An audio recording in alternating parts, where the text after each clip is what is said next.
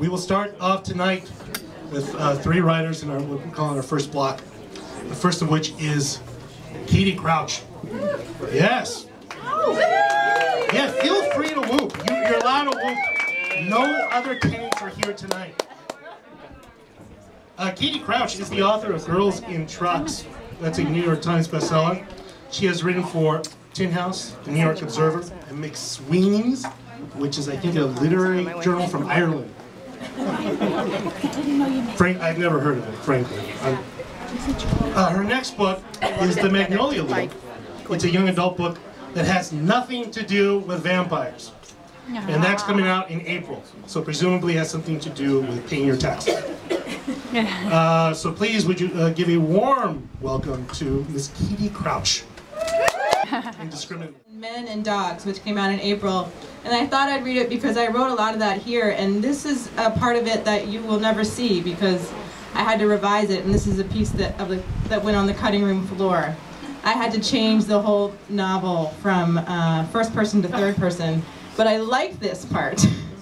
So I'm going to read it because it'll never see the light of day otherwise. So, and also there's some sex in it, which is a good way to get started, I think. So this is the main character, and she's remembering her high school romance. After dinner, we walked home together. I heard something. I knew it was just in my head, but it was the sound that happens when a latch falls perfectly into place. Should I pick you up for school tomorrow, Warren asked. I nodded. Click. I'll be there at 7:40. In the morning, I went outside. Warren Myers' Honda Civic was there waiting. It was there the next day and the next and every other morning of my high school life. After the first week, I couldn't remember what school had been like without him. He defected from his group of friends, and they finally disbanded and morphed in with the other cliques. He sat with me on the lawn at lunch. He found me at break. He came home with me and hung out at the house during the delicious afternoon hours while our parents were still working. I still received nods and grins from the under the bleachers boys, but I learned to let my gaze slide idly over their fleetingly bewildered faces, so that soon the message was clear, that though Hannah Legree used to be an easy feel, she was with Warren Myers now. Yeah, Myers, palming that ass. Dude, he must be getting some action. Whoa.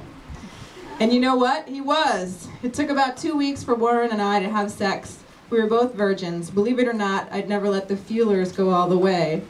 There were the first few bouts were a joke. Multiple tries with a condom, glorious fits of giggles, and then, again, click. Warren and I mined each other. We had the sex that Dave Matthews, whose earliest bootlegs were just beginning to circulate the hallways of our school, was crooning about. This is when I learned about the athleticism of sex, the closeness.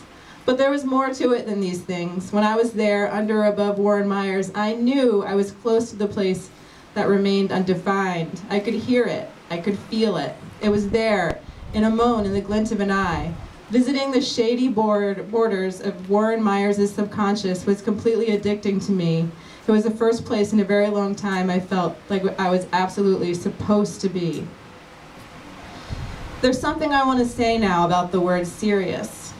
Don't be so serious, people always told Warren and I. Our parents, our teachers. It's high school. Your whole life is ahead of you. You're young. Lighten up. If you are 17 and in love, I'd like to tell you just the opposite. I'm not saying forget college and go forth and make babies, but be serious about what's happening to you. About this, be as serious as you can. Sometimes I see Warren and I around San Francisco. There are versions of us draped over each other at Dolores Park reading the paper. We are in coffee shops, head bent over the same laptop. We are kissing in Crissy Field. We are interns at 826 Valencia readings, leaning forward as we listen earnestly, our shoulders touching. When I see these kids in love, and I mean pure, cold, put it in a cup and drink it love, I want to hug them. I'd like to tell them, stay there. In 6 months, they'll be somewhere else, off at college, or in a different park with a different person. That girl he's kissing will be erased from his phone. The boy will be blocked in whatever way she's able.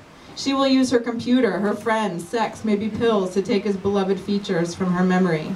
She will do that and then wait for something better. There will be other things, of course, maybe mind-blowing sex with a stranger on a plane, or the ability to speak to a man without talking.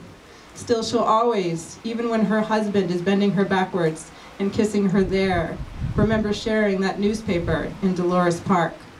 So, kids in the park, I will never tell you not to be serious. The fact is, I don't know of many things in life more serious than you. Thank you.